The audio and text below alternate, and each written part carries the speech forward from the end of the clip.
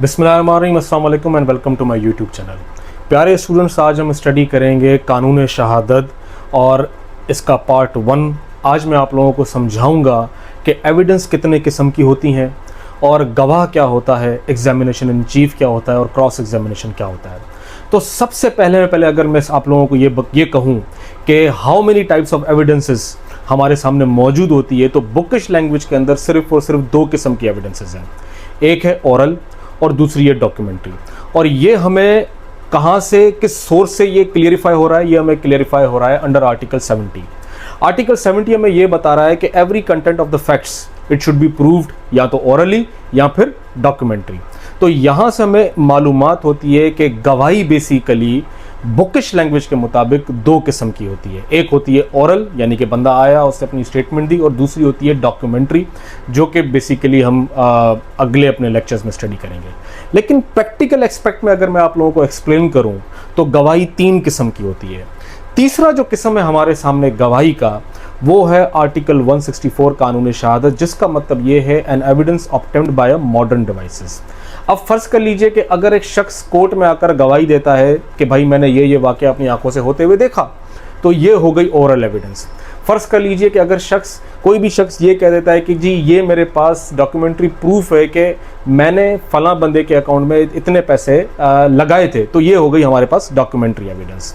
तो अब फर्ज कर लीजिए कि अगर कोर्ट के अंदर कोई वीडियो एविडेंस आ जाता है जिसमें ये देखा जा सकता है कि अक्यूज बंदे का मर्डर कर रहा है या कोई स्टेटमेंट हो रही है, तो यहाँ पर उस एविडेंस को हम कहेंगे an evidence obtained by modern devices. So सबसे पहले हमारे सामने जो सवाल आता है विटनेस, तो ये विटनेस है कौन? आइए आज इसको स्टडी करते हैं।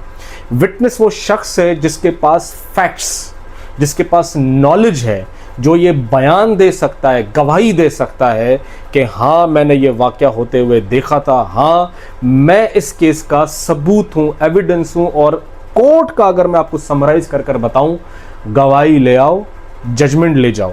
यानी अगर आपके पास प्रॉपर एविडेंस मौजूद है तो फैसला आपके हक में आएगा। तो यहाँ पर सवाल ये पैदा होता है कि who may testify as a witnesses. तो आर्टिकल 3 हमें बताता है कि every person is competent to become a witnesses. हर वो शख्स कॉम्पिटेंट है गवाह बनने के लिए अगर वो सवालों का रैशनल जवाब दे सकता है। तो ये ज़रा समझिए कि वो रैशनल जजमेंट क्रिएट कैसे करेगा। तो कानून ये कहता है, आया वो इतना बूढ़ा हो चुका है, उसकी उम्र इतनी बड़ी हो चुकी है कि वो सवालों को समझ नहीं सकता, अंडरस्टैंड नहीं कर सकता, उसकी एज 85 ईयर्स पर जाकर पहुंच चुकी है। अब यहाँ पर कंडीशन एक ये आ जाती है कि अगर एक शख्स, यकीनन उसकी उम्र 85 है, लेकिन वो रैशनल आंसर दे सकता है सवालात का, so he is competent to become a witness. दूसरा हमारे पास ये आ जाता है कि फर्ज कर लीजिए कि एक नौजवान आदमी है, लेकिन उस नौजवान आदमी को कोई ऐसी बीमारी है, भूलने की बीमारी है, कि वो रैशनल जजमेंट यहाँ पर नहीं दे सकता। जैसे अल्जाइमर्स ले लीजिए, तो कोर्ट ये कंसिडर करेगी कि ये शख्स इनकॉम्पिटेंट है गवाही देने के लिए। अलबत्ता ये आप लोगों को मैं लाजमी समझाना चाहता हूँ कि इस आर्टिकल के एंड में एक एक्सप्लेनेशन पैरा है, और अगर आप उस एक्सप्लेनेशन पैरा को गो थ्रू करें तो वहाँ पे वो लाजमी बता रहा है कि अगर किसी इंसान को दौरों की बीमारी है, ठीक है, तो जब उसे दौरा पड़ गया उस स्टेज के अंदर वो इनकॉम्पिटेंट है, वो गवाह नहीं बन सकता। लेकिन जैसे ही उसका दौरा हट गया, अब वो कॉम्पिटेंट है और अपनी गवाही दे सकता है। तो हम इसको ये भी कह सकते हैं कि अगर कोई इंसान नशे में है तो नशे की हालत में उसकी गवाही काबिल कबूल नहीं होगी। He has to give a rational answer to the question. तो हर वो शख्स कॉम्पिटेंट है टू बिकम अ विटनेसेस जो कि रैशनल जजमेंट क्रिएट कर सके और सवालों का रैशनल जवाब दे सके, सब्जेक्ट टू द कंडीशन जो मैंने आपको एक्सप्लेन की, due to the extreme tender age, जो मैंने बताया कि एक बूढ़ा आदमी है, कोई बीमारी खुदा ना खास्ता लग गई, या कोई तीसरा जिसे कहते हैं कि यहाँ पर कोई उसके साथ कोई प्रॉब्लम आ गया। अब इसी आर्टिकल 3 के अंदर दो प्रोविजंस हैं। वो दो प्रोविजंस ये हैं कि अगर कोई शख्स कोर्ट की तरफ से डिक्लेयर हो चुका है कि इस आदमी ने फला अदालत में आकर झूठी गवाही दी थी, तो उसके बाद वो गवाही नहीं दे सकता। अलबत्ता कोर्ट ये फील करती है कि इसने अपने रास्तों को अमेंड किया है और अब ये एक नेकोकार रास्ते पर आ चुका है। अच्छा, तीसरी जो इसकी कैटेगरी हमारे पास आती है कि number of witnesses according to the Quran and Sunnah, जिसे कहते हैं कि हर केस के अंदर लिए जाएंगे। लेकिन अगर उस हिसाब से गवाही मौजूद नहीं है तो फिर समझ लीजिए कि कोर्ट के सामने जो गवाही अवेलेबल है उसको वो उठाकर और गवाही चलाएगी।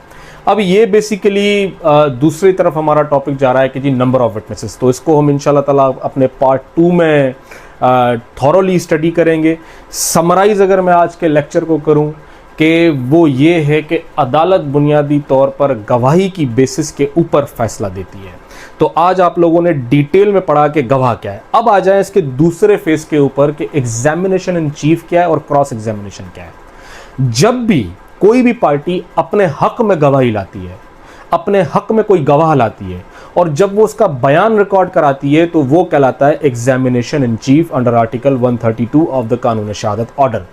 जब भी एडवर्स पार्टी कहते हैं मुखालिफ पार्टी को, मुखालिफ पार्टी जब उससे सवाल जवाब करती है, जब उससे जरिया करती है, तो उससे हम कहते हैं cross examination. What is the concept of cross examination? The concept of a cross examination is कि अगर आपके खिलाफ कोई गवाही आ जाए तो आपके पास ये हक मौजूद है कि आप उससे सवाल जवाब कर कर उसको झूठा साबित करें और आप अपनी जो बेगुनाही है उसको साबित कर सकें। क्रॉस एग्जामिनेशन एक ऐसी चीज़ है जो कि मैं आपको तब तक नहीं समझा सकता जब तक मेरे पास यहाँ YouTube के ऊपर लाइव स्ट्रीमिंग का ऑप्शन नहीं आता। मुझे 1000 के करीब सब्सक्राइबर्स चाहिए होंगे जिसके बाद मैं मोबाइल से जिसे कहते हैं कि लाइव कर सकूंगा। बहरहाल उसके ऊपर भी हम आएंगे इंशाल्लाह ताला। तो समराइज अगर मैं करूं तो under a bookish language there are only 2 types of evidences, oral and documentary. Documentary क्या है वो हम नेक्स्ट सेक्शन में पढ़ेंगे, लेकिन आपको मैं असाइनमेंट देता हुआ जा रहा हूं कि what is a primary document and what is a secondary document. इसको आप लोगों ने स्टडी करना है। और उसके बाद what is the role of certified true copies before the court of law, इसको आप लोगों ने स्टडी करना है। तब तक अपना बहुत बहुत ख्याल रखें। Thank you so much. अल्लाह हाफिज़।